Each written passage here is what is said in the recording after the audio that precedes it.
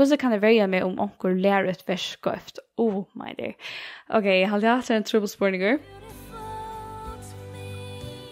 Hei, hjertelig velkommen til VAKURLEIKI til Dina Norberg som sitter på her, og til kanalen VAKURLEIKI, og her snakker vi om vakurleikan i Bíbliuni, i evangelien, og også hvordan vi som kristen kunne bli okken æta en vakran hot, tjekk noen ætbord og malbord og alle hot.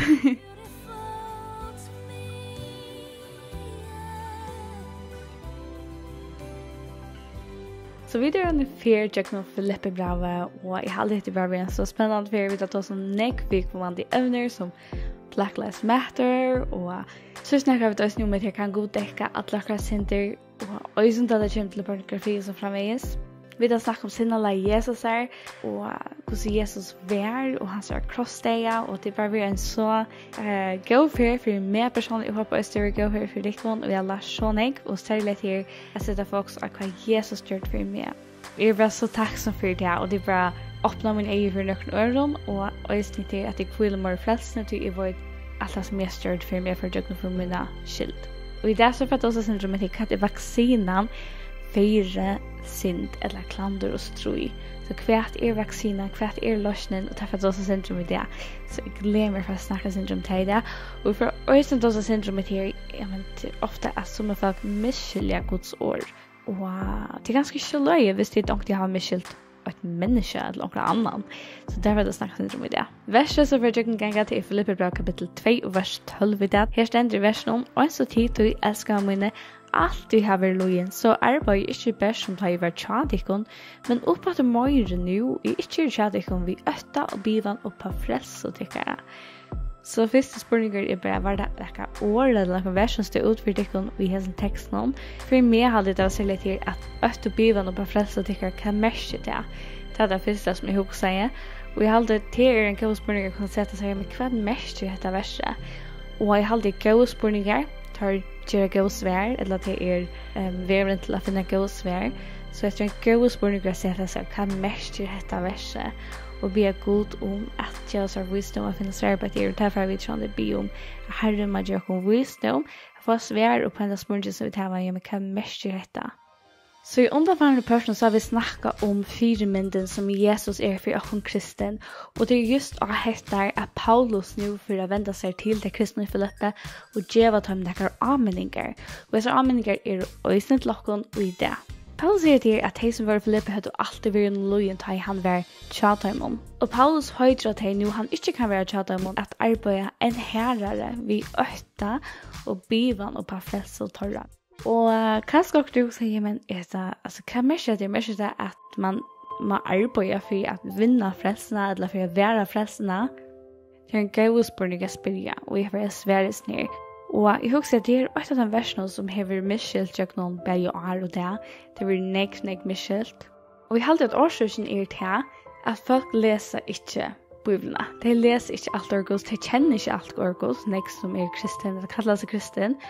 Og jeg halte at det et av første som vi gjør som kristen, tar vi renner hun i et vers, eller her var en spurning, og vi tok seg mest hetta, og vi gjør ganske oro, vi gjør for til Bibelene og lese alt ordet sammenlagt, det er mest ikke man skal lese fra en ende til annan, og man får svære, det er mest ikke det I sommerføren, til at jeg har onkur til å ha en spurning, og spørs god med hva merker det og det har vi ikke finnet svære for en lenge til atna. Det er ganske lystjøkken på Bibelen neste fyr. Og jeg tykker til å som verløs som kristen at vi må komme kjenne orgos, vi må komme kjenne god, for å kjenne og skilje hva han mener vi i sin åre. Og I som 100 stendt rett at alt orgos sammenlagt sannløgje. Så det sannløgje og I sånn at vi må kjenne alt orgos, for jeg vet hva det ønstøk og versen mestja. Og tar vi teka vers ur en sammanhanget som vi gjør her, så det så tolkninger at vi kjenner og granska kapitlen, og vi kjenner og granska alle Bibelen sammenlagt, og det det som vi ikke gjør,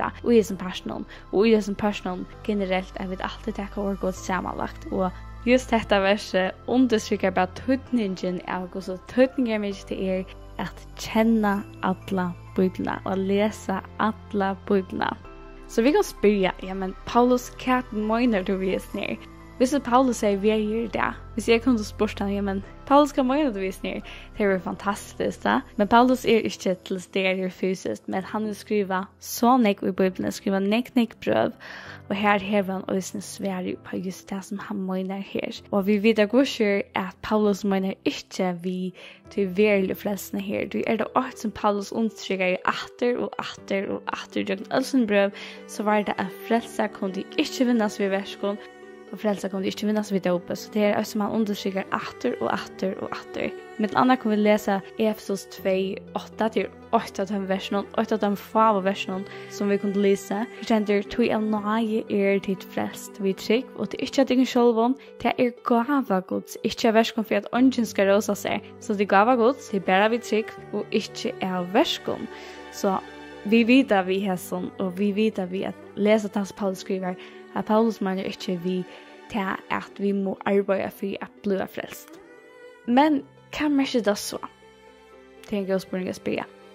Vi var inte om det har upplevt här att man kan misskilja andra folk. I halvt år som jag har lärt nu tar jag tjejk och jag blir gift så är det här att det är så lätt att vara misskilter och det är så lätt att misskilja omkring. Jag tror alltid det är väldigt viktigt att jag vill läsa Guds ord, att vi då så spela kan mest hetta och vi är förviden efter skilja vad det mest är. Särskilt att vi ivast. Så vi kan spela med kvart mest hetta ordentligt. Och här hjälper kunnlagen om det trodde frälsnar ekvillan. Vi tar sånn också om det i parten 6. Och jag gör det bögamässigt som de kunde vara. Det kan göra nätet och printa ut. Och det vill hjälpa det kan sån ek. Det går hjälpa mer öl än jag har haft kunnlag om detta. Och jag får inte sån ek innan det men det kan det inte efter sista parten för jag får mer vid någonting. Men den första frälsan är sån det hetta är att vi trycker Jesus och han bjärgar oss undan straff syndarna. Så han bjärgar honom undan hässon att vi må betala för okra synd. Och den nästa frälsan är till att vi som kristen leva som kristen och att vi inte kommer lydas Jesus och mor. Och att vi väljer till att synden ska inte längre ha vald och okon. Lika som vi brukar ordet bjärging, att akkurat som, han bjärgar mig från en vandel och kanske det är äldre hos någon. Och vi säger sånn, du bjärgar mig under den här awkward situation, jag säger märklig situation, ja. Du bjärgar mig under den här. Så brukar Bíblian också ordet bjärga och i imisk graden och till imisk höver. Så frälsa eller bjärging och ta med sig det samma. Bíblian brukar ofta frälsa. Så det frälsa, att frälsa vid trygg.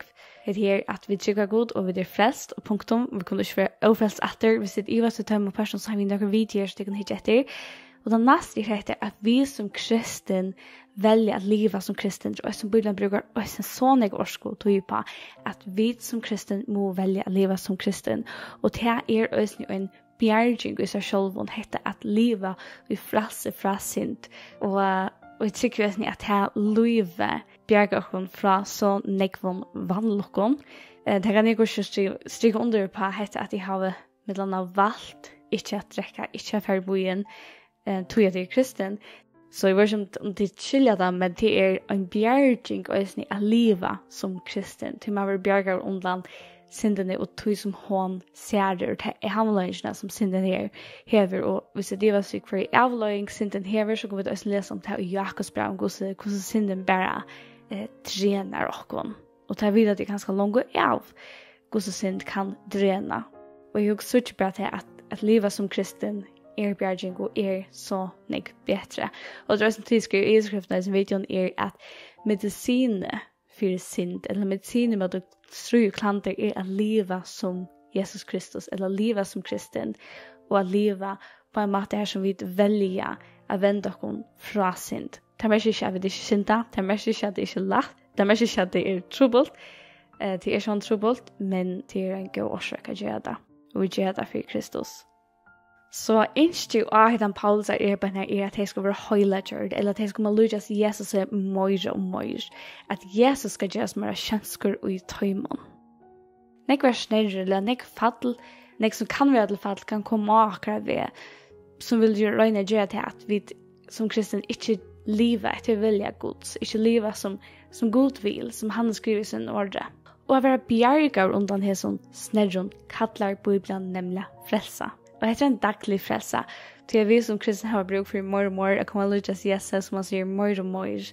og det les Guds ord og bid det om det til noe annet vi har bruk for å komme løs Jesu daglige. Så jeg har behov av spørning. Hvordan kan jeg slippe undan av misskillige ord og vers og Bibelen? Hva kan hjelpe meg? Jeg var som det var svært, men jeg holder bare at be god om jeg hjelper seg å skilje, og også til at lese daglige, det det beste som man kan gjøre, og jeg vil si til at også tar vi fest og noe som ikke skilje, at jeg burde ikke til at lese mer, og heldig å lese daglige. Till det huset det är man kan granska, man kan sätta sig ner och granska några år och det är gott, men tycker att daglig läsning är det bästa för att styrka det, så att man inte misskiljer ordvers och kommer känna ordgods bättre och läsa kvända. Hur kan det vara med om onkur lærer ett vers skeivt? Oh my dear. Okej, jag hade haft en trubbelspårningar. Jag hade för att läsa Guds ord. Jag minns gott först för jag kom jag på Bibeln att oss som överraskade mig var Hvussu vers halde jeg var lært skøyv, eller hvordan jeg ikke var lært, eller hvordan jeg Bibelen ikke var snakket om.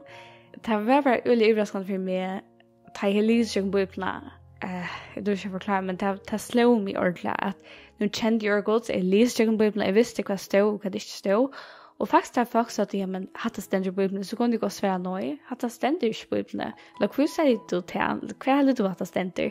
Og det var en så styrke for meg, at jeg har lyst til Bibelen, og jeg må endelig til Bibelen til at jeg har glemt og jeg har brukt for å lære mer og mer. Men det var en øyelig styrke for meg. Og tog også øyne for tikkene, som jeg tykker man leser Bibelen, og sett ikke for å lese den i jøkken, og øyne synes at de kunne verja dikken her, at hvis jeg onkur lærer dere skeivt, eller sier dere stender som ikke stender, at de kommer kjenne orgods bedre og bedre, og øyne vil være før for å stande mot det, og også særlig for dere egne skyld. Hva tror høylig var mot klandrestrøye? Det går svært over mer, men det er sånn at jeg har sinnet la Jesus Kristus her, å være mer som Kristus, og å leve som Kristus, og å velge å leve og liv i frelse fra synd. Og det er noe som vi må velge daglig, og heter et evigstrøy for meg, hvem det er å velge å vende meg fra synd, og å velge å leve som Kristus. Og vi følger ikke som langt jeg kommer i løgene, ofte så ikke bare mer og mer gosse Cindy har vært, og så Cindy er igjen, og jeg holder bare til å se en så stor trøst hetta, at Gud åpenberer for oss sti for sti, noen ting som han ikke skal arbeide på. Så Gud viser oss ikke alle tingene gjengen, men han viser oss noen ting sti for sti, og jeg holder til å se for at vi ikke skal miste med det. Og jeg holder bare til å vi lært at Gud er så tålende med meg, han er så omettelig tålende, til han avholdende viser meg sti for sti, dine arbeid på hetta, og Gud er så tålende ved oss, og det er så fantastisk, og da vi fattler, så er han klarer at det er åkne hånden og røyse åkne opp etter, det er han ikke avholdende, at vi skulle være sett i frelse fra til synd som vi strøyes vi, han ikke kjør vi skulle leve, vi skam, og vi tog som trealer under en synd, han ikke kjør åkne frelse, og tog er han så tålende, og teker åkne hånden etter og etter. Så sørste spørninger, hvordan kan Jesus gjøre mer kjønsker i mer daglige? Jeg holder at Jesus kan gjøre mer kjønsker i åkken daglige ved at vi leser daglige hans ord. Og bare lese seg på Guds ord slippe at fylle åkken og se om det virker i åkken. Og hvis det er akkurat ikke som også er, jeg vet ikke hva det snakker om meg på henne, om frase fra synd, og det er ikke tykker man det, så vil jeg bare høyde dere at vende dere vidt til Gud, til Öll vid människor har synda, vi har bruk för god, vi har törva gode. Ja, annars hvis det är några som inte är kristen och som är ganska yngstsorter som man tar sig en video om det och det är alltid hjärtligt välkommen till att skriva till mig personligen och jag vill röjna att svära till som jag kan. Och jag är som är kristen, så alltid välkommen att sända spårningar in. Og ja, til så for det tok vi i dag. Takk for de som deler min video. Og da må jeg gjøre det mulig at kunne røkke ut til flere folk. Og takk for det. Og video sløkner nå, så jeg kan ikke takke meg på tid. Så 8 video, så får jeg si bye. Og til så for det tok vi. Og vi var etter neste torsdag.